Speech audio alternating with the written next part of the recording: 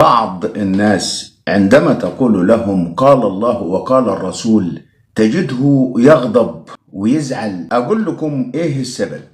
السبب أنه الحاقد والمنافق والخائن والجبان وكل من يحمل نقيصة من نقائص البشر إذا صدقته الحديث تجده يغضب، لأنه صدق الحديث يجعله في فضيحة أمام ذاته وأمام الآخرين. أصدق حديث هو حديث الله سبحانه وتعالى، وهو ذكر ذلك في القرآن الكريم وقال ومن أصدق من الله حديثا. فهذا الحديث بيفضح النقائص الموجودة في نفوس بعض الناس، ونتيجة فضح النقائص اللي في أنفسهم تجدهم يغضبون من ذكر آيات القرآن أو من أحاديث النبي عليه الصلاة والسلام. ودول أصبحوا كتار بشكل غريب، وأصبح ظهورهم واضح في هذه الأيام بسبب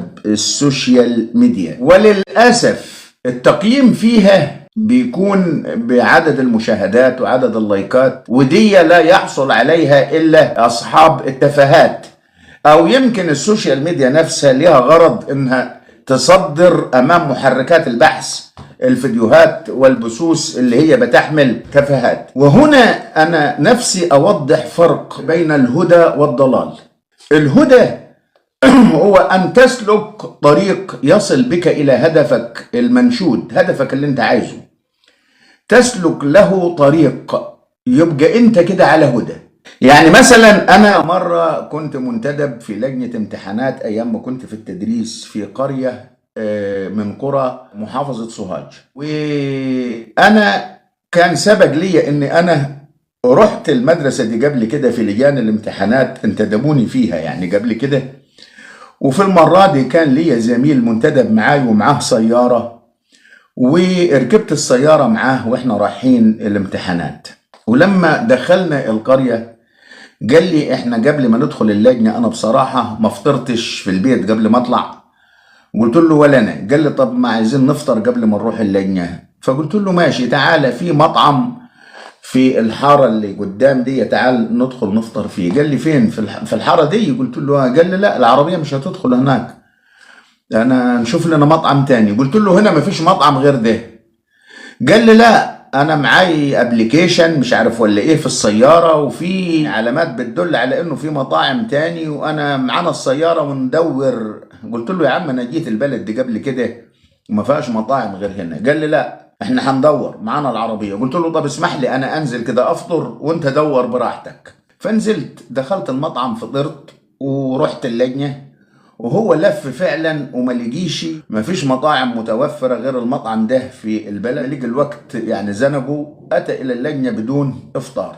فانا هنا كنت على هدى وهو كان على ضلال، رغم انه معاه سيارته، يعني السيارة معاه وهو كان برضي على ضلال، لأنه السيارة غرته ولم يصل بها إلى الهدف المنشود اللي هو كان بيسعى إليه. يبقى رغم أنه معاه السيارة كان على ضلال. فيمكن الحكاية دي توضح لحضراتكم إيه المقصود بالهدى والضلال. هذا الحدث خلانا نتذكر قول الله سبحانه وتعالى ألم تر إلى الذين أوتوا نصيبا من الكتاب. إنهي كتاب؟ الكتاب اللي موجود عند ربنا سبحانه وتعالى، اللي هو اللوح المحفوظ، اللي فيه الأوامر ونظم البرمجة اللي ربنا برمج بيها خلقه كله. والمقصود على الأرجح إنه اللي خدوا نصيب من الكتاب هم أصحاب الأديان السماوية. كل واحد خد نصيب من عند ربنا سبحانه وتعالى من هذا الكتاب. ومن الأنصبة دي اشتقت الدساتير والقوانين اللي البشر نظموا بها حياتهم، فهي برضه جزء من نصيب من الكتاب. اللي أوتوا نصيبا من الكتاب يدعون إلى كتاب الله ليحكم بينهم، ثم يتولى فريق منهم، فريق من دول يتولى وهم معرضون يعني مش يتولى ومثلا في نفسيته مرتاح او مبتسم او راضي بالوضع. لا، ده في اصل في واحد يتولى بدون اعتراض. يعني انا رحت مثلا فرح وما عجبنيش الوضع اللي في الفرح، فسبت الفرح ومشيت بدون اي شيء، فانا توليت بدون اعتراض. انما واحد راح الفرح وما عجبهوش اللي بيحصل في الفرح فاعترض، ايه اللي بتعملوه ده، وده ضد الدين، وده ضد مش عارف ايه، وده ضد ايه، فده تولى واعترض. يعني هو ماشي اعترض. الم تر الى الذين اوتوا نصيبا من الكتاب يدعون الى كتاب الله. يجوز ان كتاب الله ده يكون الانجيل او يكون القرآن او يكون التوراة. تعالوا نشوف اللي في الكتاب ده ونحكم بيه. هتلاقيهم اعترضوا وتولوا. ليه؟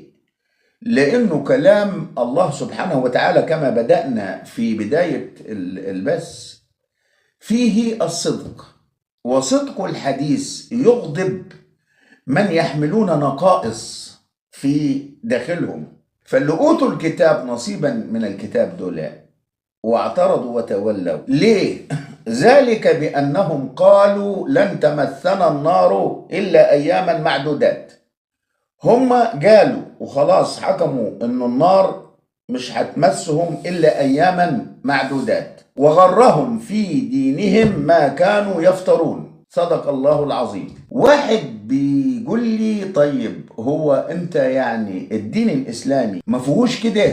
قلت له لا، ما فيهوش كده، لأنه الدين الإسلامي أي مسلم كلنا نعلم أن الجنة بيد الله، الأمر كله في النهاية بإيد الله. ما بتعمل خير ليه طيب ومؤمن ليه بربنا وانت عارف أنه ربنا مش هيدخلك الجنة؟ عسى أنه يدخلني الجنة، بتمنى أنه يدخلني الجنة.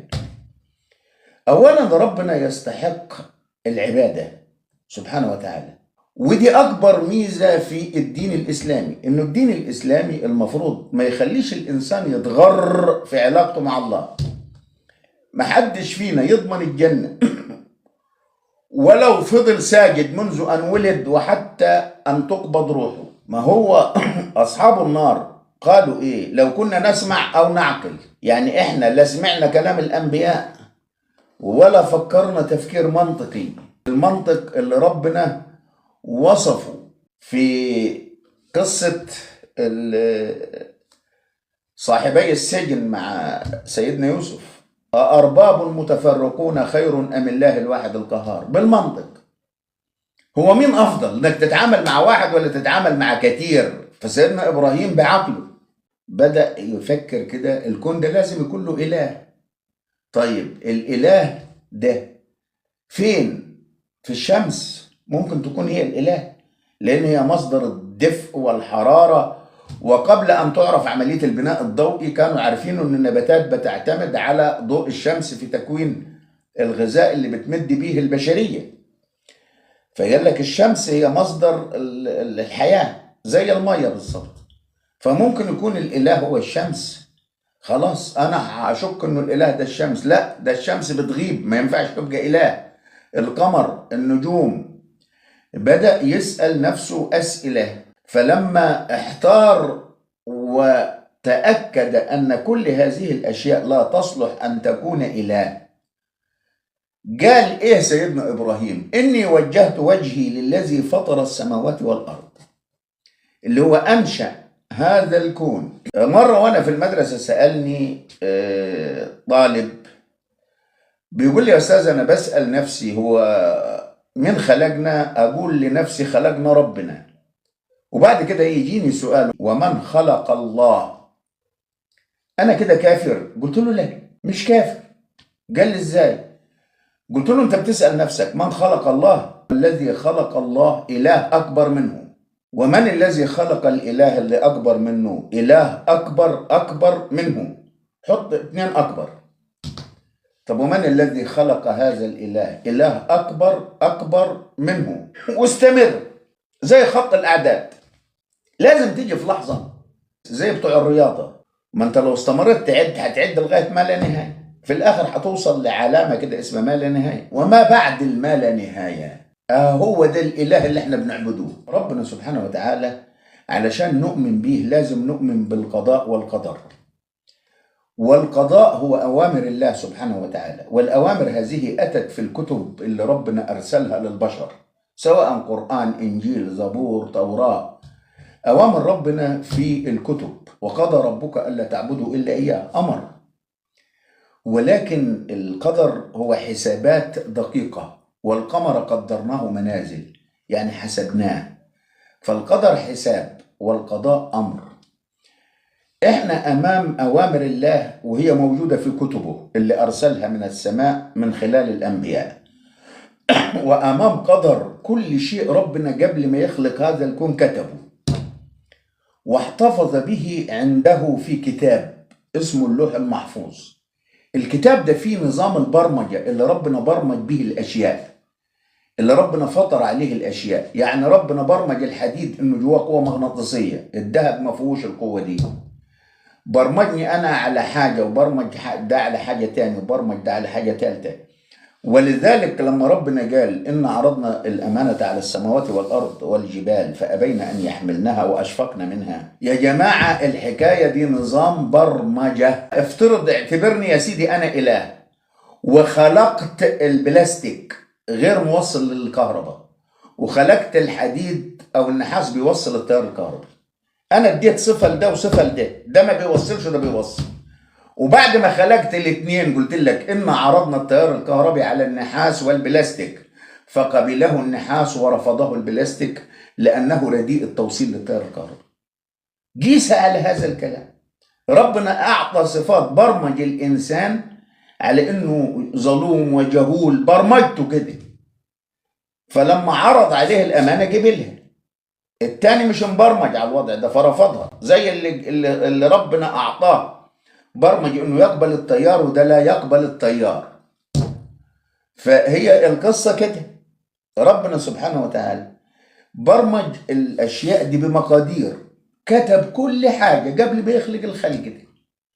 انت لو بتطبخ طبخه في البيت لازم تجهز مقادير الطبخه دي. المقادير انت بتحسبها قبل ما تعمل الشيء. فربنا قدر هذا الكون قبل ان يخلقه، كل شيء مقدر في هذا الكون.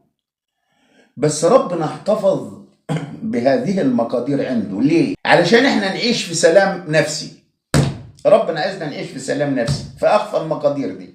تتخيل انت لو عارف نفسك هتموت بعد ساعه مش هتعيش في سلام نفسي. لو عارف نفسك انك هتعيش عمرك كله فجري مش هتعيش في سلام نفسي.